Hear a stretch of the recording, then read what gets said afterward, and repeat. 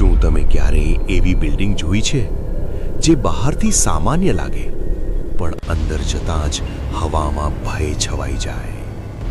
ગુજરાતના સુરત શહેરમાં એક એવી જ જગ્યા છે જેને લોકો આજે પણ કહે છે ઘોસ્ટ બિલ્ડિંગ. આ કહાની શરૂ થાય છે 2014થી. એક નવી અપાર્ટમેન્ટ બિલ્ડિંગ બની હતી. બધું તૈયાર હતું, પણ અચાનક એક જ રાત્રે બધી ફેમિલીઓ ક્યાંથી ચાલતી બની. કહેવામાં આવે છે રાત્રે દરવાજા ખુલી જતા અને ખાલી ફ્લોર પર પગલાંની અવાજ આવતી. આજે પણ લોકો કહે છે કે રાત્રે ત્યાં લાઇટ્સ જલતી દેખાય છે, જ્યારે અંદર કોઈ રહેતું જ નથી. પણ યાદ રાખજો મિત્રો, દરેક ડરાવની વાત સાચી નથી. ક્યારેક ભય માત્ર આપણા મનમાં હોય છે. Good night, sweet dreams.